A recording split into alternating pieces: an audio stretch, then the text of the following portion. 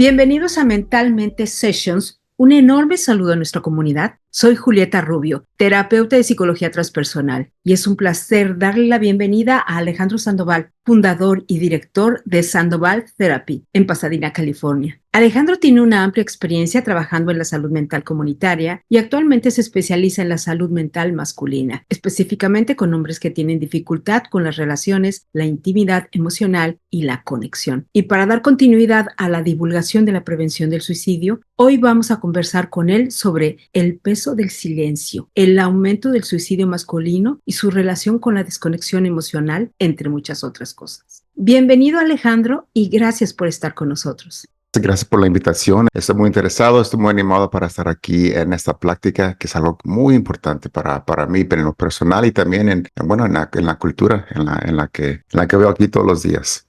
Alejandro, para dar inicio, me gustaría que nos hablaras sobre tu enfoque en el trauma cultural en la población masculina. Qué pregunta.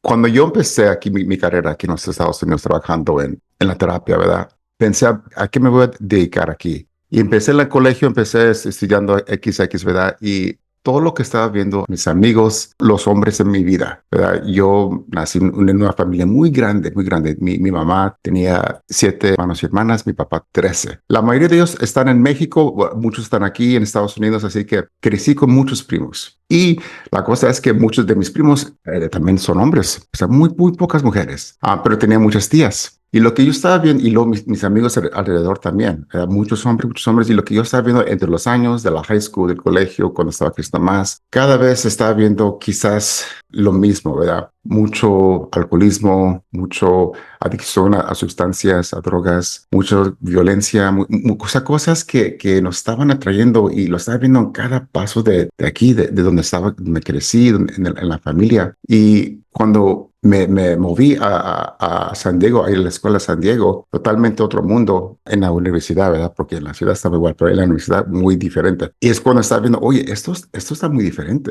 es muy distinto aquí. Empecé a notar, y cuando ya llegó el tiempo de escoger qué voy a hacer en la consejería, en la terapia, me estaba haciendo más preguntas. ¿Por qué lo que estaba viendo yo? ¿Por qué era más difícil para mí o para mis amigos de buscar ayuda, de hablar de algo que nos estaba molestando, que nos estaba afectando? Y porque yo vi a otras personas quizás lo hacían más fácil. Oye, ¿por qué les me hace más fácil a buscar ayuda, de hablar de lo que está pasando? Así empecé.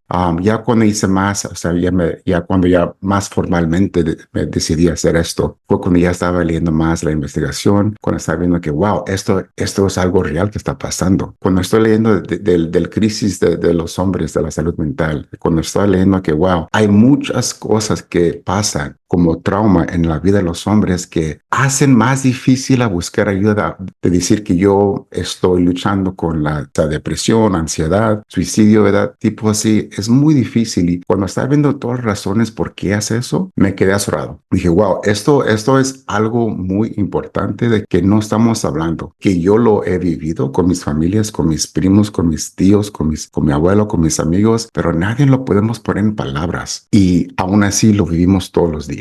Cuando noté eso, dije, ahí está el detalle. ¿Por qué lo vivimos todos los días, pero no lo estamos hablando? No tenemos el lenguaje, el idioma para ponerlo en palabras. Y cuando me vi eso, dije, no, esto tiene que cambiar. Tengo que hacer algo yo. Entonces ya me dediqué a hacer esto más formal. Empecé a hacer mis estudios, fui a grad school, hice toda mi tesis en cómo vemos el buscar ayuda. Y entrevisté a varios hombres en mi investigación. Y sí, lo que noté era lo mismo de lo que viví, muy parecido, de que el buscar ayuda, ¿verdad? O más bien el no buscar ayuda, quiero decir, ¿verdad? Es algo que sí nos limita mucho en cómo vemos cosas de la salud mental. Para mí, yo digo que eso es un trauma en no poder buscar ayuda. ¿Pero por qué? Hay varias razones, ¿verdad? Muchas razones el por qué no buscar ayuda, pero lo que me llama más a la atención y más como de lo que quizás todos podemos reconocer, el machismo, ¿verdad? Es lo que cuando pensamos en la palabra de machismo y todo lo que trae, ¿verdad? Todo lo que trae de generaciones para atrás, de cómo hemos formado, socializado los hombres, varones en esa sociedad, ya sea de otras partes de Latinoamérica, Centroamérica, pero más específicamente aquí en los Estados Unidos. Y bueno, vamos a hablar más de eso, pero eso para mí sí es algo muy, muy grande que afecta cómo vemos, qué pensamos de uno mismo cuando vamos a buscar la ayuda. Y para mí, cuando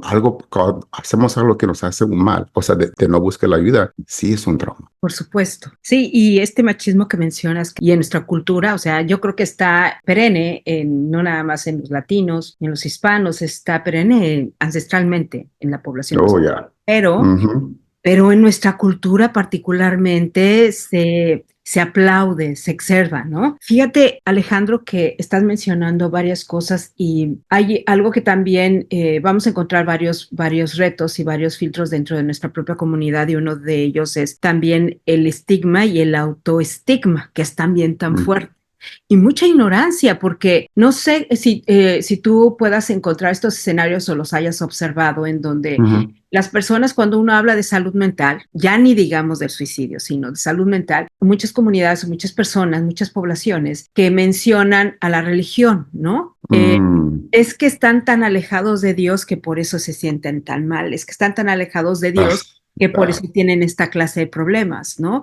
Y es que la religión, y respetamos absolutamente el tipo de práctica y religión que la gente profese, pero la religión no tiene nada que ver con esta clase de problemática. Cuando la gente tiene que ir a atender diabetes, un cáncer, una enfermedad física cualquiera, no se le cuestiona y no se le cuestiona su fe en Dios. Pero en cambio, cuando estás hablando de términos de salud mental, cuando estás hablando de problemáticas como el suicidio, todavía se sigue pronunciando a la fecha esa ausencia o ese alejamiento presuntamente de Dios o de su religión. Y es otro de los graves errores con los que se está cargando en esta comunidad y es otro de los grandes tropiezos que hay. No, sí, la verdad, sí. Cuando hice mis investigaciones en mi maestría, eso fue un gran punto que noté, ¿verdad? Que la religión de hacer cercas espiritualmente de la forma que uno quiera, sí puede ayudar, sí puede traer un bastante de protección quizás, ¿verdad? En el estrés, en las cosas que unos pasamos. Sí,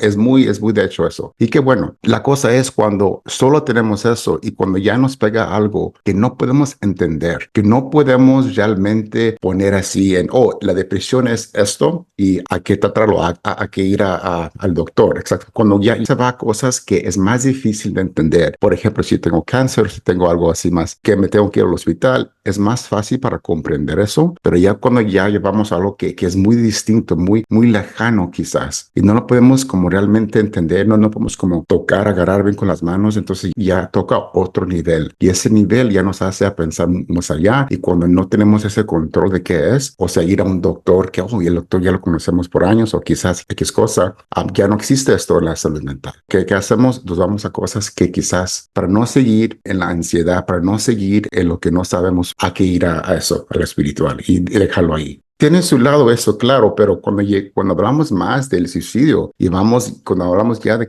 cosas que necesitamos a alguien profesional para buscar esa ayuda, cuando ya se habla de necesitamos un equipo de profesionales, no más una persona, un equipo para ayudar a eso. Ya para llegar a ese momento son tantas cosas que tenemos que aceptar de la realidad que se nos hace muy espantoso pensarlo. ¿Y qué hacemos como para protegernos? Hay que regresar mejor acá a la religión, porque esto sí lo conozco. Y esto sí lo conozco y lo conozco muy, muy bien, porque al pensar que tengo que dar toda mi confianza a este equipo que no lo conozco, que no sé, es muy difícil. Y la realidad que la persona que yo amo, que está en mi familia, realmente está pasando por algo tan feo como el pensar el suicidio, como quererse quitar la vida. Eso para mí está muy fuerte. Mejor, no, acá me siento mejor. Porque pensarlo aquí, eso es muy fuerte. Claro que sí, y qué bueno que lo mencionas así, porque en nuestra opinión, sobre todo aquí mentalmente, en nuestra opinión, el aspecto, el factor de la espiritualidad, el factor de la fe, es uno de los pilares de nuestra salud, tanto física como mental, pero es uno de los pilares, no es todo el elemento, porque somos entes también materiales, somos entes sociales, entonces es tan importante que podamos tener esta apertura. Y algo que dices que es totalmente cierto, es que un cáncer, una diabetes, no sé, un problema cardiovascular, es medible, lo puedes ver.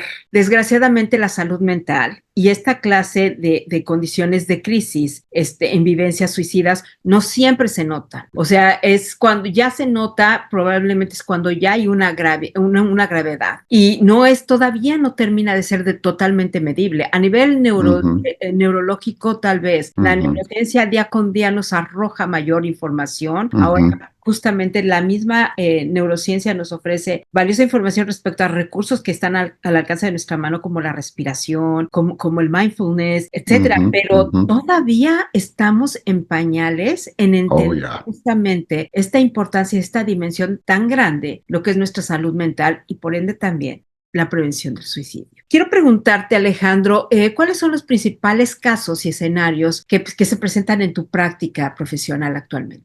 Bueno, mi maestría y me especifiqué en trabajar con hombres, ¿verdad? De diferentes maneras, de diferentes formas, lo que decidí en cómo prepararme para trabajar con ellos. Me preparé para, obviamente, hacer mi maestría, pero también de tener ya como más formación en cómo trabajar con el trauma, con los hombres. Porque cuando yo viví todas las cosas que viví, ¿verdad? Y vi todos los hombres alrededor de mí, yo vi mucho trauma, pero en esa época yo no lo veía como trauma, yo lo veía como cosa del día a día, ¿verdad? Algo que quizás no después de que ya tienes el estudio, etcétera, ya podemos ya nombrarlo. Esto es trauma. So pensé, ok, si yo quiero trabajar con hombres realmente, si eso es realmente lo que quiero hacer, yo me tengo que informar cómo trabajar con el trauma, porque el trauma es lo que cargamos muchos de los varones, muchos de los hombres cargamos con ese trauma, pero no los podemos nombrar, no lo podemos reconocer. Aunque nos digan nuestra pareja, aunque nuestras familiares, con nuestros amigos nos digan, amigo, esto es trauma. ¿Qué? No,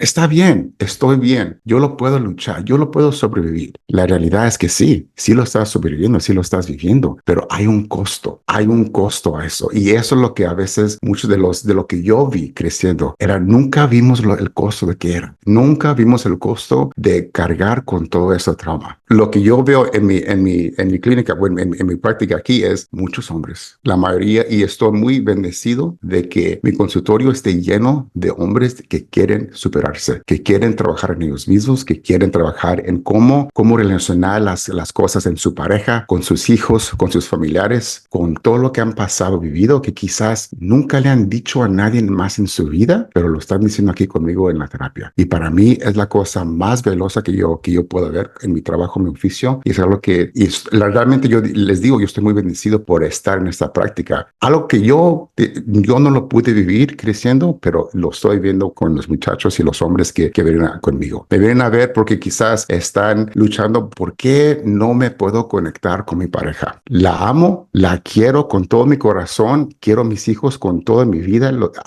voy hasta el fin del mundo por ellos, pero ¿por qué no los puedo conectar? Y eso es lo más triste, ver un hombre que quiere tanto a su familia con las personas que ellos quieren y pueden hacer todo en su poder por ellos, pero no pueden conectar con ellos. Y es lo más triste y eso es lo que les ayuda. Porque empiezan bien, es lo que más que quieren, pero y luego, no sé, parte de mí como que se va, parte de mí como que no estoy ahí en la conversación, parte de mí como, no sé, como me apago. No quiero continuar cuando algo se pone más difícil en la plática. A veces nomás no quiero tener intimidad con mi pareja. No sé por qué. La quiero, pero no sé por qué no puede llegar a esa forma. Y bueno, en un resumen, es lo que veo casi todos los días. Pues qué bonito, porque eso también nos da bastante esperanza de que poco a poco, por iniciativa propia, las personas se acerquen a ti, a tu consulta, y traten de solucionar un problema que, como dijimos, es ancestral, pero que se puede trabajar, que hay esperanza. Sí. Y como breve paréntesis, solamente para información general de nuestra comunidad, queremos mencionar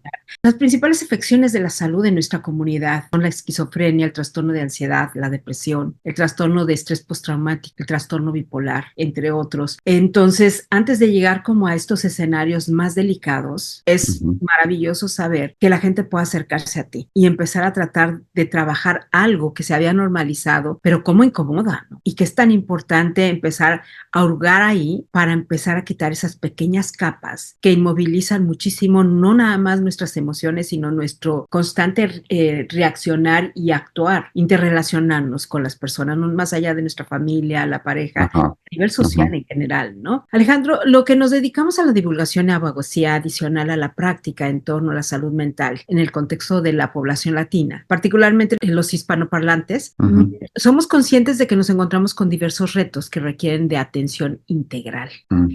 Estamos observando diferentes barreras para la atención de la salud mental aquí en nuestra comunidad. La barrera lingüística, como ya lo hemos hablado varias veces, el problema de idioma, la pobreza, la mínima cobertura del seguro social, la diferencia cultural en la atención médica, el estatus migratorio, que es también por sí mismo ya un gran problema, la aculturación, este estrés aculturativo y el estigma, que ya empezamos a hablar un poquito de él. Platícanos la labor que realizas en la defensa de la salud mental en la comunidad latina aquí en Estados Unidos, porque me parece que tú has empezado también a dar bastante abogacía. Cuéntanos. Sí, la verdad, sí, mira, cuando nombramos todas esas barreras, ¿verdad? De que actualmente, y quiero decir, esos son hechos, o sea, esos son comprobados que son una de las barreras que uno enfrenta, especialmente en este país, en el acceso a la salud mental. Y pienso que es muy importante que la gente sepa que esto es la verdad, que si uno quiere buscar ayuda y estás batallando, se está haciendo imposible, o sea, quieres, pero no está pasando, no lo estás encontrando, quiero que sepas que hay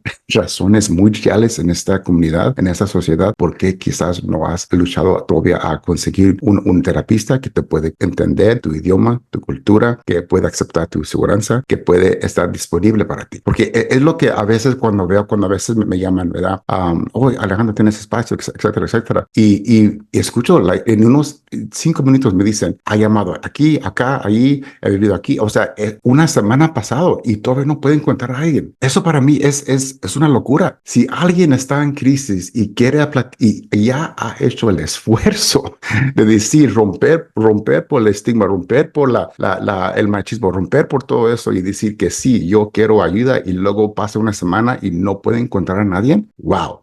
Quiero que la gente sepa que si tú eres de esos que estás buscando, que lo quieres hacer y nomás no puedes encontrar a alguien, hay razones por eso. Créete a ti mismo que tú sí lo quieres y no es necesariamente tu culpa. No es por no querer o por no luchar que no puedes encontrar a alguien. No sé por qué, pero cuando he hablado con muchas personas, es lo que yo como que escucho en la voz. Escucho la desesperación, escucho la frustración de que, y ahora que ya luché para aceptar que quiero ayuda, no lo puedo agarrar. Perdón que te interrumpa. Sí. Que me parece sumamente importante lo que tú dices. Tú hablas de un escenario de una semana. Tenemos testimonios de la población que nos habla de más de 6 meses, Alejandro. Wow.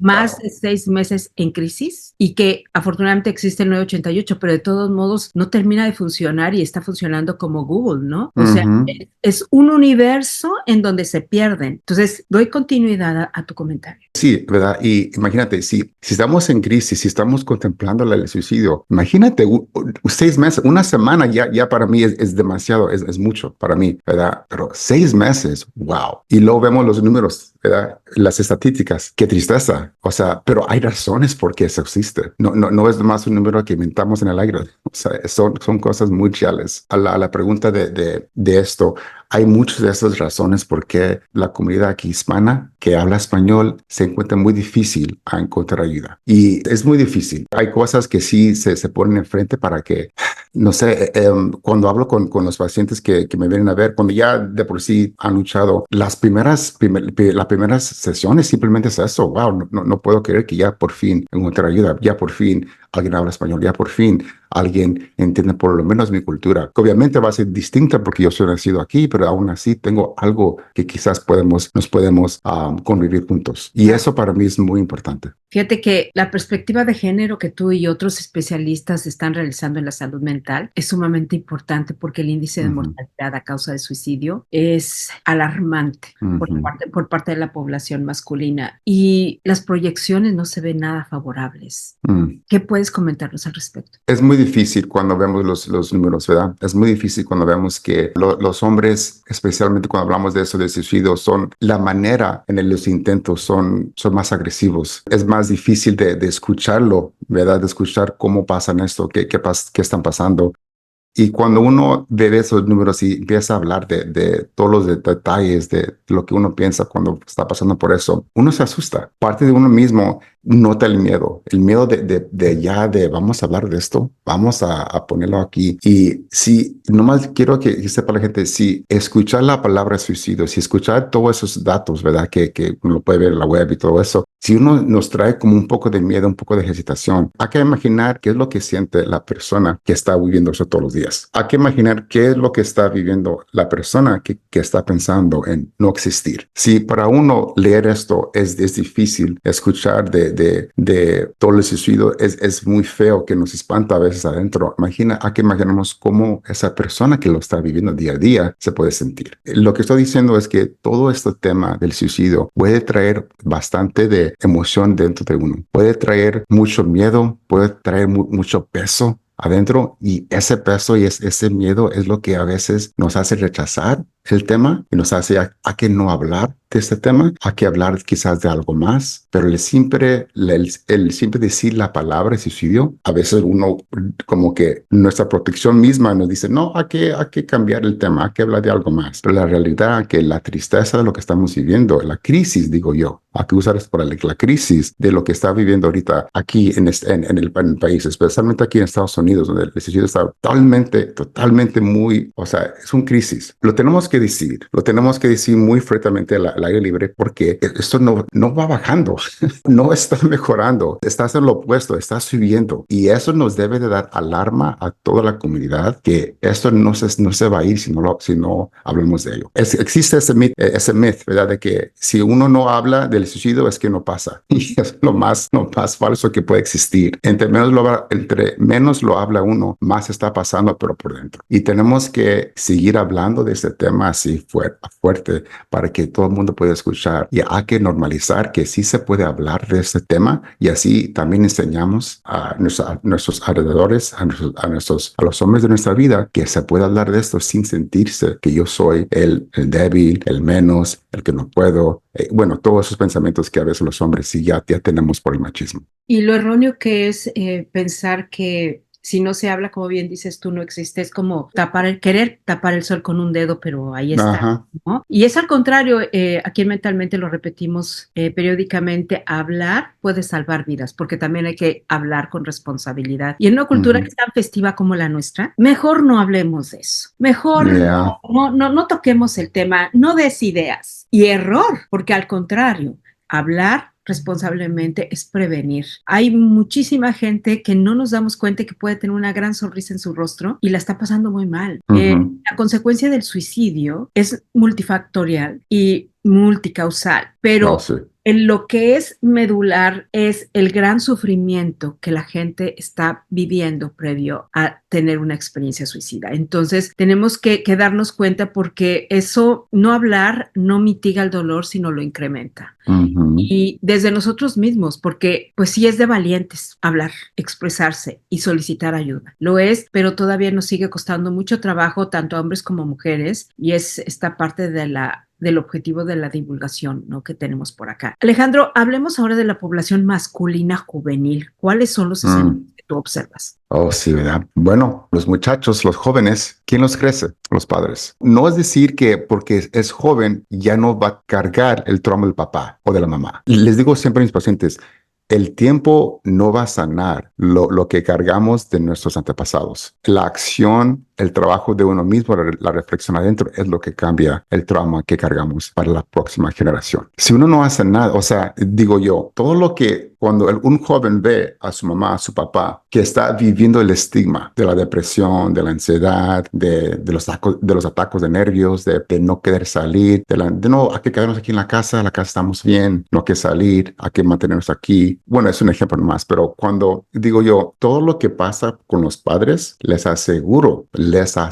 que los jóvenes lo están viendo y ellos también lo están viviendo adentro. No nomás lo están viviendo. Cuando ellos los viven, ¿qué creen que pasa? O sea, no nomás se va a quitar, no nomás se va a resolver, ¿verdad? Quizás puedan ellos luchar, ojalá, ¿verdad? Pero ellos también van a repetir lo que los padres hacen, si es que no, ellos también encuentran soluciones ellos mismos. Digo yo yo les pongo la responsabilidad, yo les pongo el reto quizás a los padres, que ellos mismos estén trabajando para que sus hijos no carguen ese trauma que ellos cargan. Digo yo el ejemplo ya como más metafísico del machismo, ¿verdad? Esta idea, eso lo pasamos a la generación, a la generación que viene. Que aunque hemos hecho algo de progreso en eso, de todos modos existe. Pero ¿qué tal si le decimos a los padres, imagínate crecer los jóvenes con la idea de hacer vulnerable es lo más fuerte que uno puede ser. Imagínate si crecemos a nuestros jóvenes con la idea de que, bueno, hablar, llorar enfrente de mí es algo que te puede ser hombre. En vez de hay que apagar toda esa emoción para ser hombre.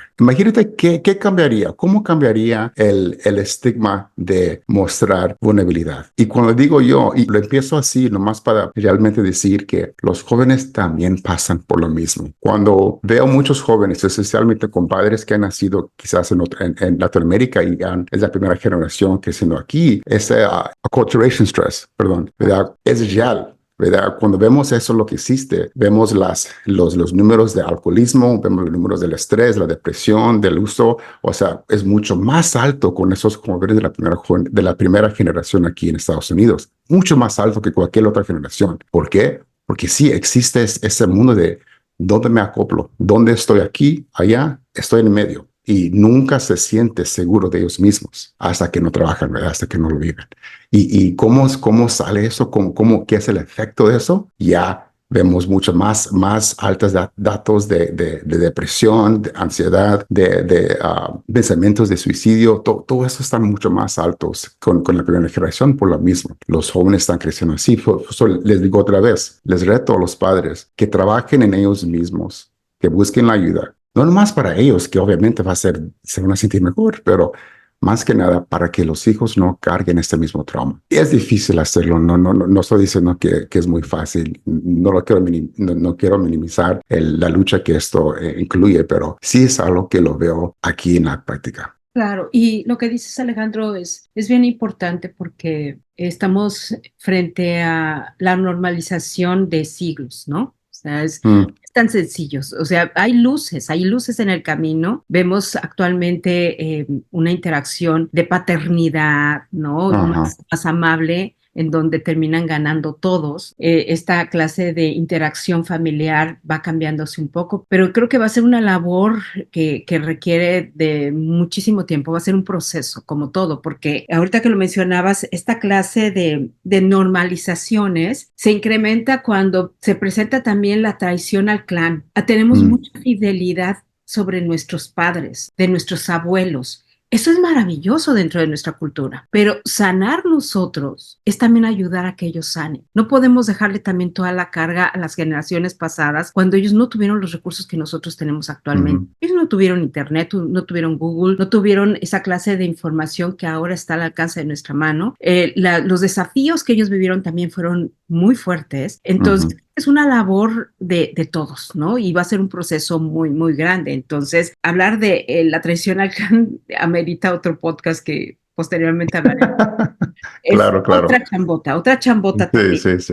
Y luego también estabas mencionando este plan fuga, yo lo llamaría el plan fuga con las codependencias a las adicciones para poder minimizar estas emociones tan incómodas que puedan sentir. Y sobre todo en una población juvenil en donde el problema de identidad, de por sí en la adolescencia y en la juventud, se va como perfilando nuestra identidad. Pero este problema del estrés aculturativo es muy fuerte cuando se trata de una comunidad inmigrante, ¿no?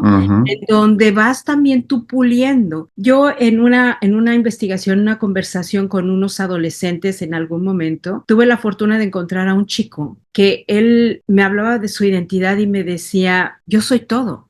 Yo he visto Michael Jordan, yo he visto una camisa de los Dodgers, yo he visto unos pantalones vaqueros de México, yo he visto, o sea, yo gano, pero son pocos, porque muchos jóvenes se encuentran en esa crisis de identidad que tú lo comentas, que antes también ya lo hablamos con Patch, que es no soy ni de aquí ni de allá, y tampoco es muy cómodo en términos de salud mental, ¿no? Para ellos. No, la verdad sí, es algo que, bueno, que existe y esto es global también, no nomás es aquí en Estados Unidos, es en muchos países donde existe esta inmigración, ¿verdad? Es lo que pasa y ha existido por muchísimos años. Lo veo aquí yo frente a frente, viviendo aquí en Los Ángeles, donde existe mucho esto. Y cuando trabajo con la familia, especialmente en los principios de mi carrera, era lo más que veía los jóvenes y es muy distinto porque es el crisis de dónde soy y a la misma vez,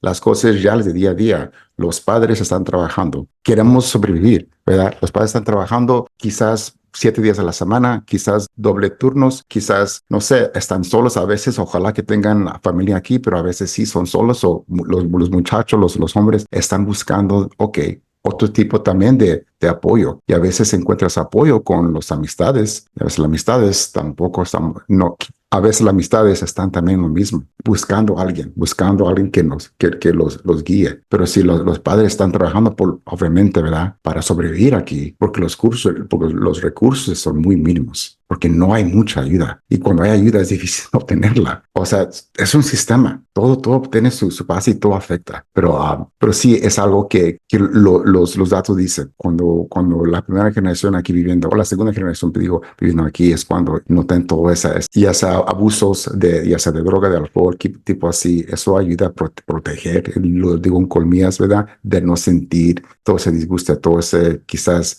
no sé, emoción de no sentirse bien. Que se adormecen las emociones. Sí, Ujú. buscar la manera de adormecer las emociones.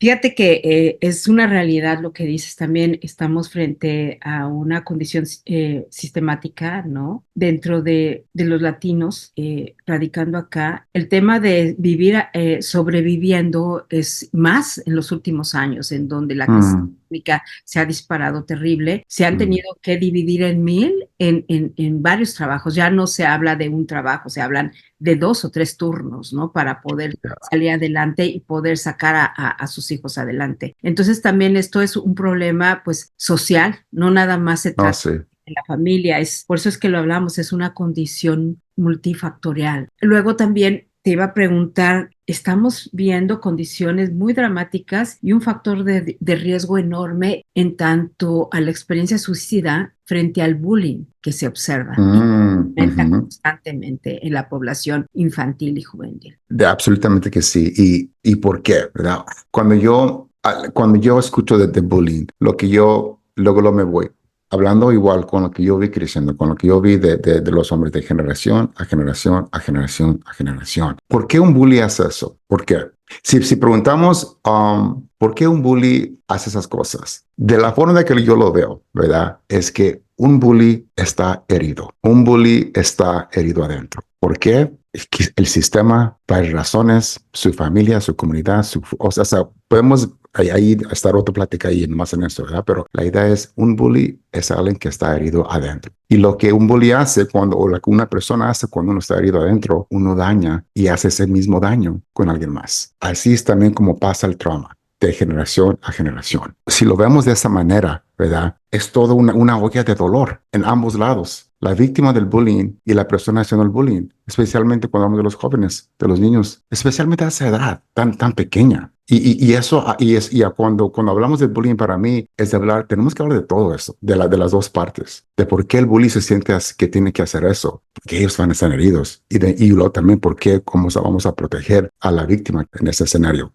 Cuando hablamos del bullying para mí, hay que decir, ¿de dónde viene el dolor? ¿Qué está pasando en la casa, en la familia, en el ambiente del bully? ¿Por qué está haciendo eso? Porque el bully no va a parar simplemente porque le dan consecuencias o lo mandan a detención o lo mandan a ir a la escuela el sábado, Saturday school, lo que sea. No, o sea, no míticamente se va a desaparecer. Oh, wow, yo no soy bully. Qué bueno. O sea, eso no existe. Eso no, bueno, quizás en raras ocasiones, pero en lo general, porque siempre es el dolor de que nos hace hacer más daño. Voy regreso al reto que hago, ¿verdad? Con los padres. Ese es el reto que digo. Hay que ver qué está pasando dentro. Es difícil hacerlo igual, pero sí aparte de eso, ¿verdad? Eso, ahí es donde yo empiezo siempre, pero aparte de eso, sí, es mucho más fácil hacer bullying hoy en día que antes. Es mucho más fácil. Existe Claro. muchos más medios de hacer eso, especialmente el cyberbullying, ¿verdad? En Instagram, en TikTok. Todo eso existe ahora y ahora ya viene AI, la inteligencia artificial. O sea, cuando pienso de eso, digo, wow, ya esto fue del mundo ya. Pueden hacer videos, pueden hacer, tomar la voz de hacer bullying también. O sea, eso es ya, vamos al extremo, para mí, ¿verdad? Wow, eso es extremo, pero lo tenemos que hablar porque esto está pasando. Claro.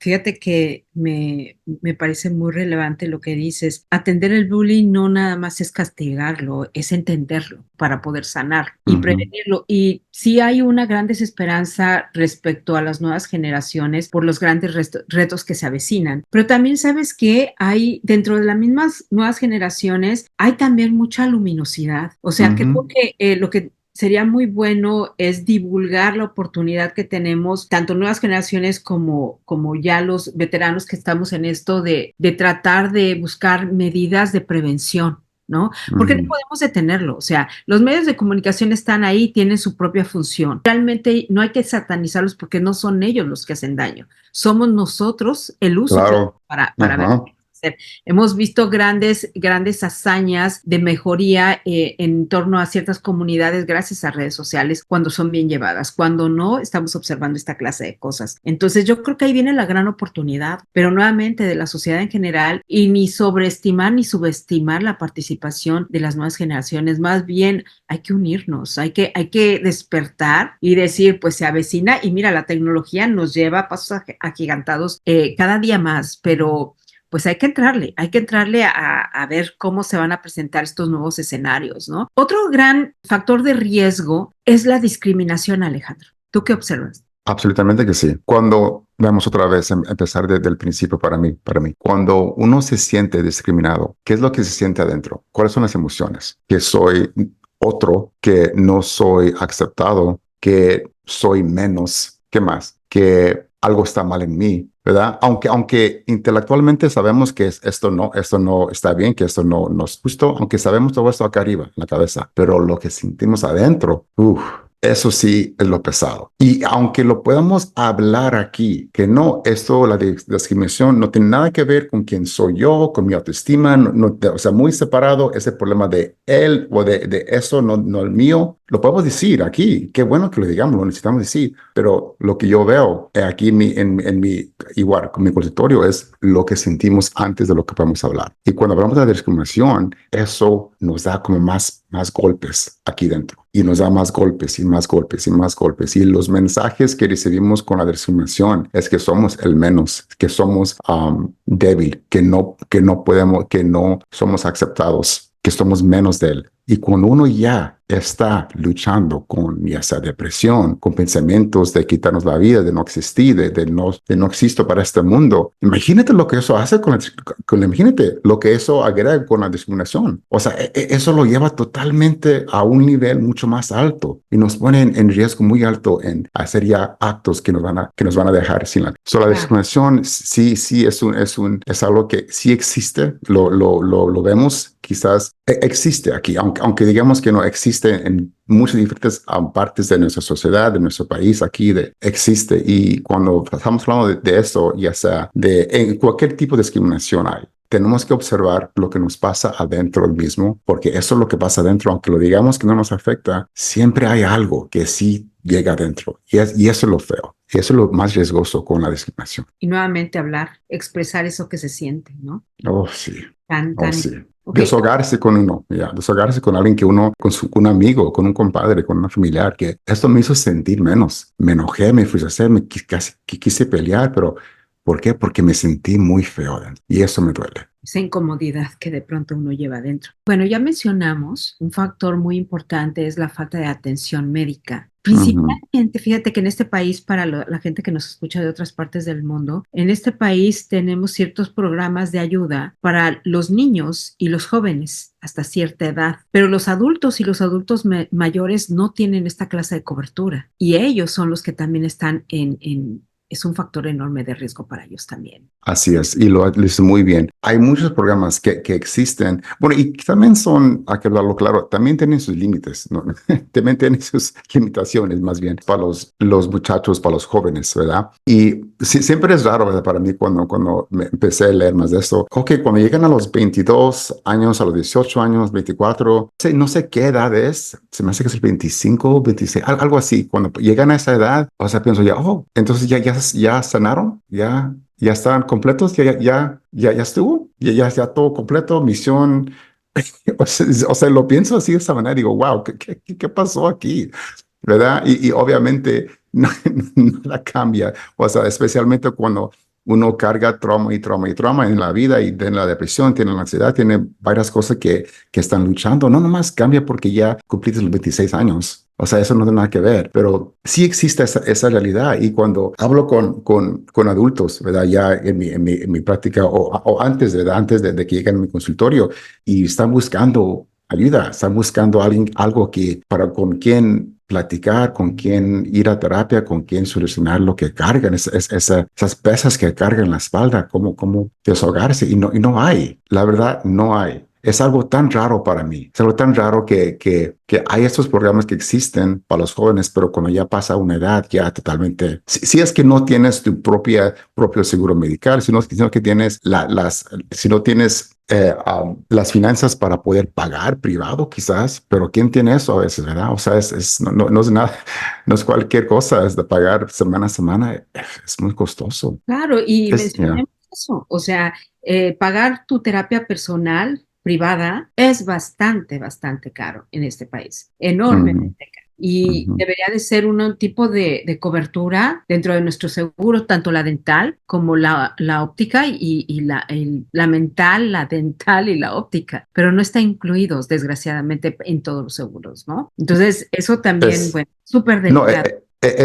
perdón, es algo, y también quiero que la gente escuche esto, porque es lo más frustrante para mí, para un terapista, yo, ¿verdad? Es de cuando uno ve lo que la aseguranza te están pagando para ver a alguien, o sea, es un ridículo. Es realmente algo tan ridículo que lo que te quieren reembolsar por hacer tu trabajo que has estudiado tanto por años, tu maestría, gastado muchísimo dinero para hacer esto, porque aquí la educación es muy cara en este país, y hacer eso y lo que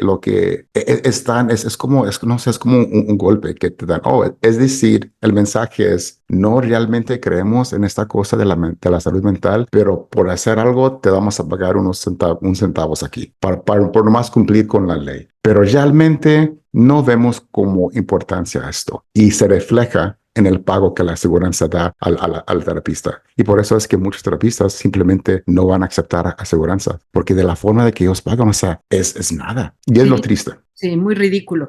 Es tan importante hacer abogacía, es tan importante hacer esta clase de divulgación, porque lo que tú estás diciendo, el problema con los seguros y la cobertura de los seguros y el problema de los grants o estas Mm, financiamientos por parte del gobierno es bastante lamentable. Hay programas maravillosos que surgen hoy y como bien lo acabas de mencionar, se acabó el grant y mañana dejas a la gente y el problema sigue, porque es un sí. proceso, porque la recuperación de la salud mental, la atención de la salud mental no es de un día ni de dos, o sea, es todo un proceso. Y ahí, de verdad, yo lo veo día con día, necesitamos ganar terreno, necesitamos Ujú, tanto la sociedad en general como la gente que nos dedicamos a la atención de la salud mental, seguir involucrándonos en esta clase de abogacía y en esta clase de divulgación. Muchas cosas cambian, muchas cosas antes no eran posibles y hoy afortunadamente lo vemos posible. ujú, Antes ujú, California no era un estado santuario, hoy lo es. O sea, ujú, tenemos que también no claudicar, ¿no? Ver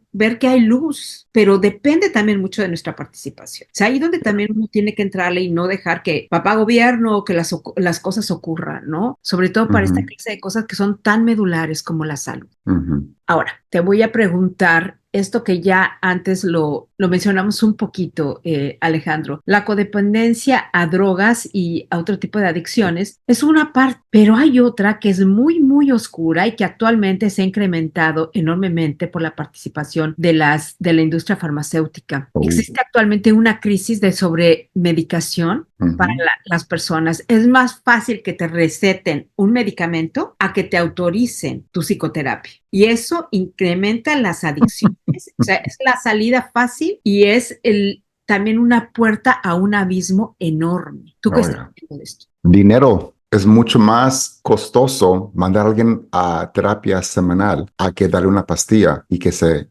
callen. O sea, antes de que abrí mi consultorio privado, trabajé por una organización muy grande de medicina, de hospital, muy grande aquí en Estados Unidos, y me di cuenta de mucho. Pero la cosa de que sí veo, una de las cosas, ¿por qué quizás quieren eso? Es mucho más fácil dar una receta de un medicamento para que para que te duerma parte de las emociones, de lo que tú sientes como humano, como ser, y eso ya te va, como decir, a callar todos los síntomas. Pero oye, siempre hay un costo esto, ¿verdad? Pero es mucho más, es más barato hacer eso para una compañía, para una receta, para una aseguranza medical de hacer eso, de que mandar a alguien a terapia semanal. Y yo he escuchado esto de gente muy arriba en las corporaciones de la salud mental, bueno, no de los lugares médicos. O sea, lo dicen, no es secreto, es muy, o sea, como nada. Es decir, eso es mucho más, y nosotros estamos en el negocio de hacer dinero y de también darte tratamiento, claro, pero es mucho más fácil, más conveniente hacer eso. El costo que es que uno no aprende aprende y uno no aprende las herramientas para cómo solucionar cosas del estrés, cosas de lo que uno pasa, dificultades con nuestras parejas, cómo solucionar las técnicas de qué hacer cuando yo y mi pareja nomás no podemos ver claro. ¿Qué son las cosas que podemos practicar? Esos detalles no se aprende cuando nomás estamos tomando medicamento. El medicamento puede ayudar, sí, ¿verdad? Pero no puede ser el único, no puede ser el único. Hay ciertos trastornos que sí, quizás la medicación es necesario, quizás, pero hablando en lo general, si nomás no vamos al punto de a qué tomar medicamento, simplemente eso y nada más, entonces estamos perdiendo una oportunidad para aprender estas herramientas, cómo luchar por esto y también cómo pasar esas mismas soluciones a nuestros hijos, hijas, a la próxima generación. No lo estamos pasando, nomás pasamos la idea de esto. Eso afecta en muchos lugares, ¿verdad? En muchos lugares de nuestro mundo, pero sí.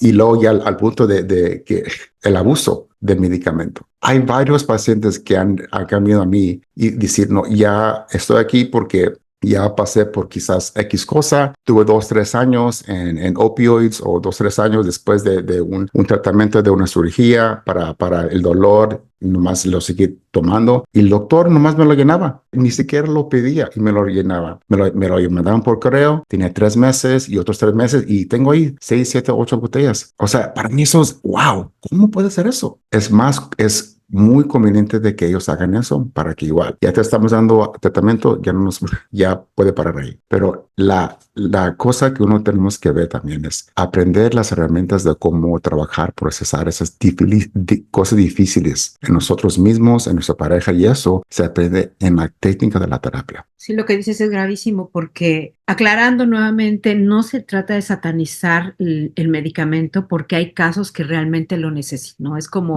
de la insulina. Claro.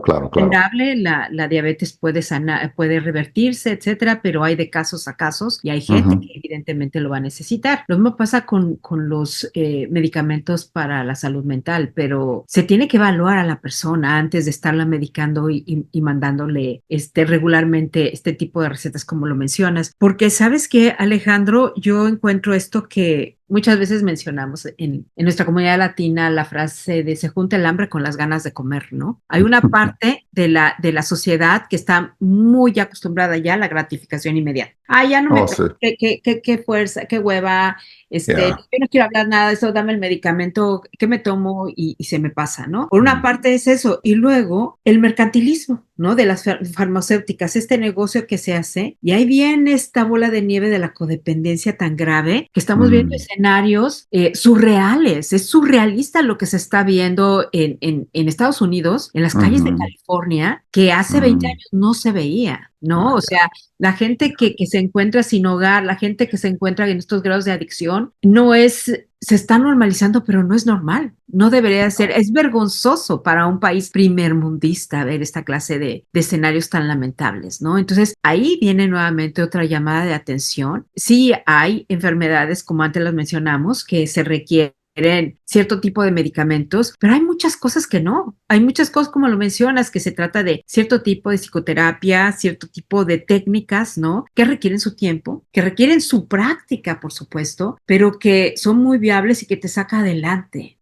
Entonces, otra llamada de atención para todos nosotros a nivel social. Y la esperanza nuevamente de que sí se puede aprender a sanar. Hay otro punto también que me gustaría hablar contigo, que paradójicamente que somos una cultura muy apapachadora, de mucha conexión, como de cercanía, y del apapacho, del abrazo, de la comunicación, pero paradójicamente está pasando un fenómeno en los últimos años muy importante, que se habla y se observa de una desconexión en el fondo. Se están dando escenarios de soledad impuesta que antes no era tan común y que es muy extraño. O sea, la gente de pronto se está aislando, ¿no? Que antes esto no ocurría en nuestra comunidad. La verdad, sí, la conexión. Cuando escucho que alguien está luchando por, no sé, ya sea adicción, cuando escucho de que alguien está luchando por algo así muy, muy pesado, ¿verdad?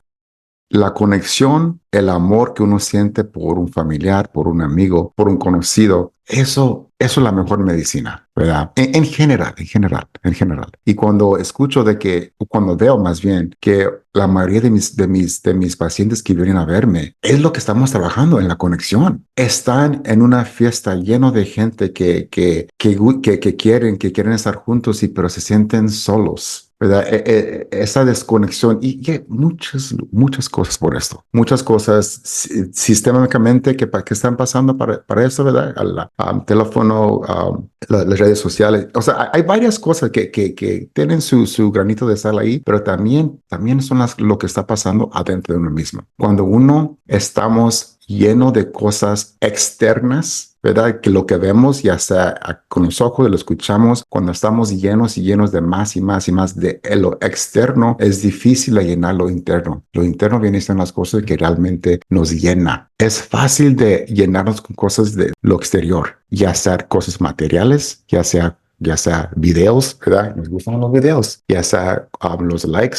No me están poniendo más likes en mis videos, en mis fotos. ¿Por qué? ¿Por qué? ¿Por qué? Y ya está al momento, ya estamos al plazo donde ya eso nos afecta nuestra autoestima, nos afecta nuestro valor. Imagínate, mi valor está influenciado en parte de qué tanto me ven los demás. Y cuando eso está presente, ahí tenemos que sonar campanas y campanas y campanas, porque esto es también la juventud que está viviendo por esto. Ellos están afectados por esto mucho más que los adultos ahorita. Y lo van a hacer en 10 años, 20 años. No sé qué va a pasar, pero eso es lo que así están formando con esa idea. Para mí, eso tenemos que poner mucha alarma. Pero la conexión, regresando a la conexión, cuando uno se puede sentir, cuando yo hablo con mi hermano, no sé, con mis padres, y siento que ellos realmente me pueden entender y ver, o sea, ver de lo que yo estoy luchando, que es lo que yo estoy pasando. Si yo estoy pasando por un momento difícil, pero ellos me pueden ver, aunque yo diga que estoy bien, aunque yo diga que estoy,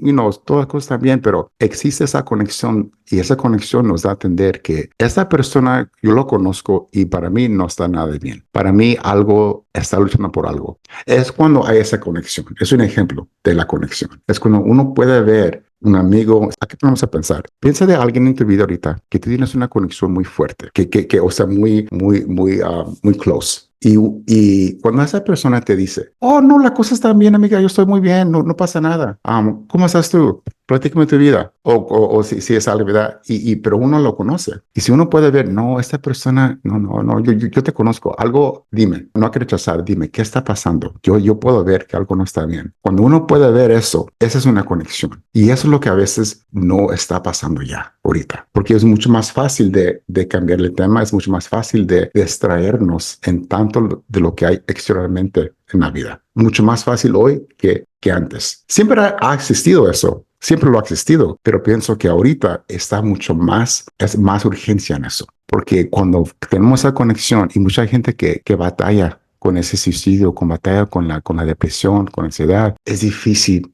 No tiene muchas conexiones así que digamos tú. Y eso los hace sentir mucho peor, ¿verdad? Pero cuando uno se puede sentir que hay esa conexión que uno tenga, es ayuda y nos puede proteger. No es lo único, desafortunadamente, ¿verdad? A veces, aunque haya esa conexión, de todos modos pasa cosas, pero sí es algo que nos puede proteger un poco más. Es como no sé, una protección que nos puede dar. No nos protege de todo, pero sí es alguna defensa que tenemos para luchar más. Sí, porque la presencia de las redes de apoyo son medulares en nuestra vida, o sea, tratándose en todos los sentidos, ¿no? Ajá.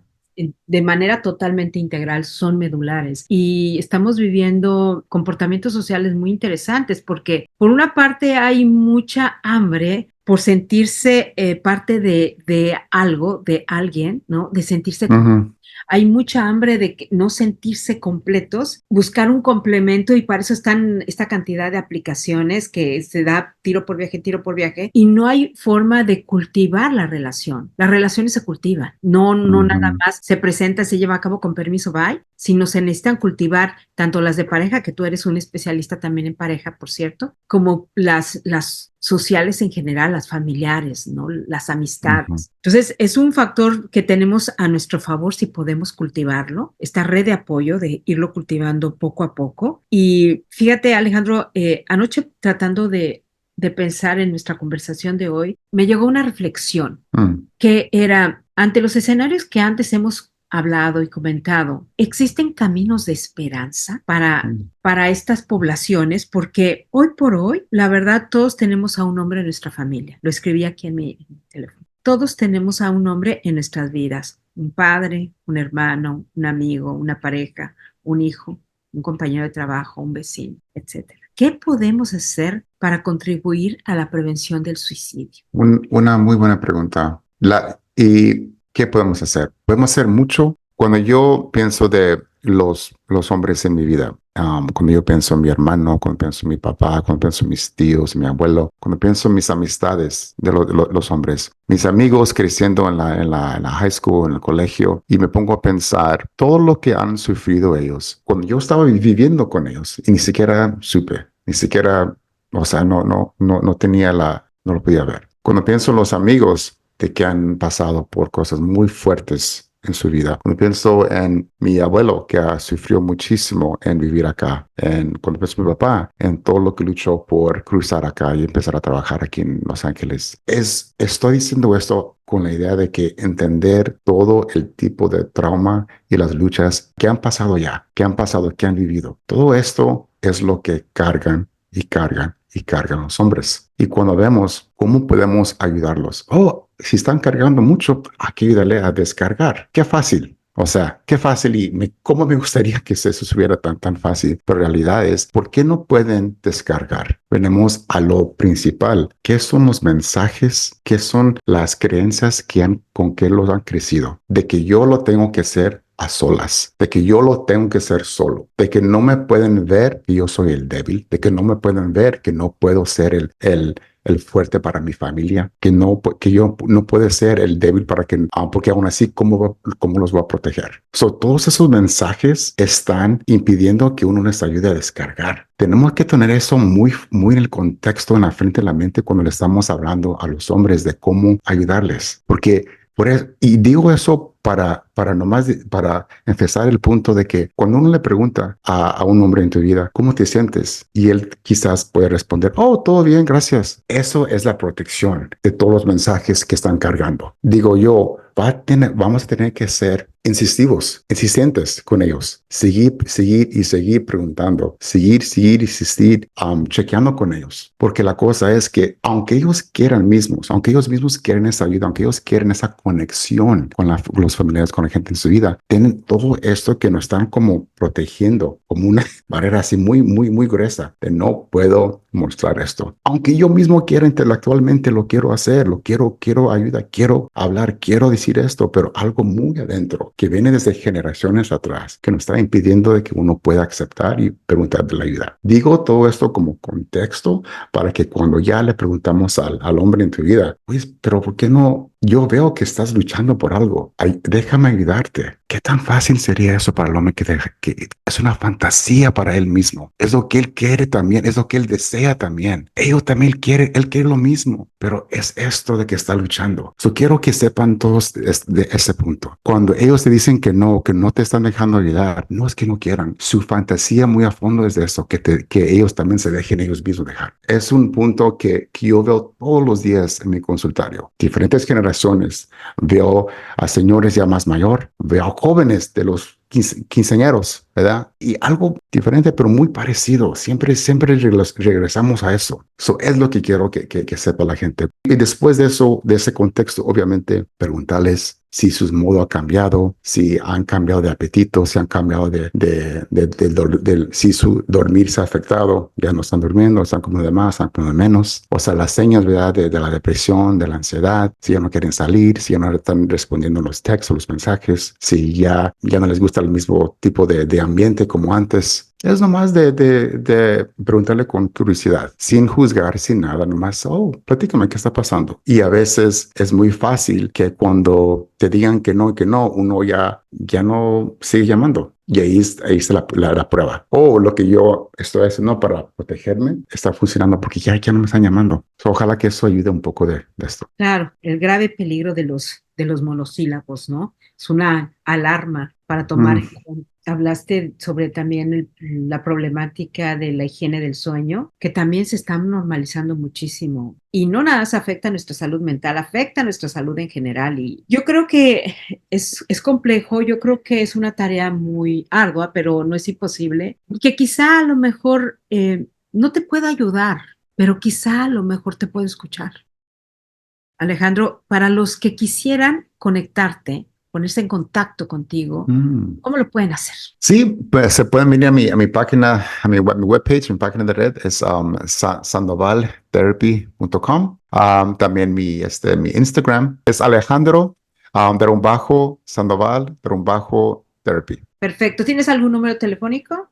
Sí, la área es 626-250-0705. Muy bien. Estoy en la ciudad de Pasadena, California. Veo mis pacientes en persona, frente a frente, y también aquí sobre Zoom, sobre web, cualquiera que sea más conveniente.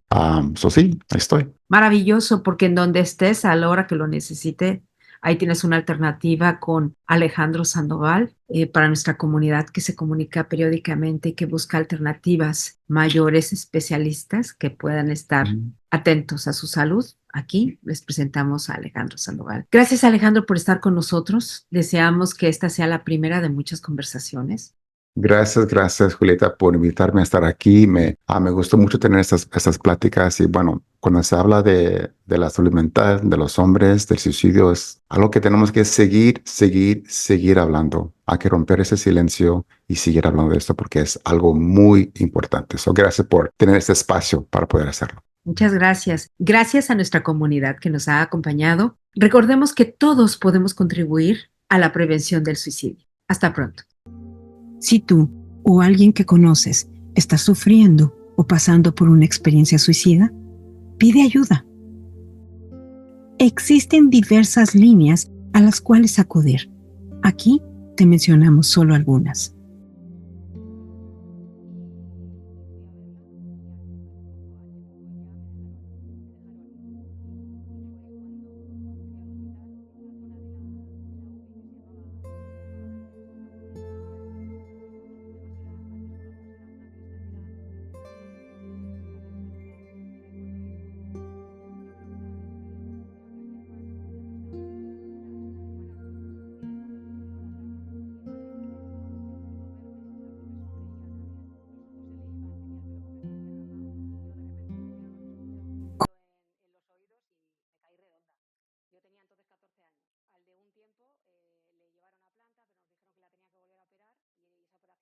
¿Conoces otras vías de ayuda? Compártelas con nosotros. Juntos podemos contribuir a la prevención del suicidio. Mentalmente.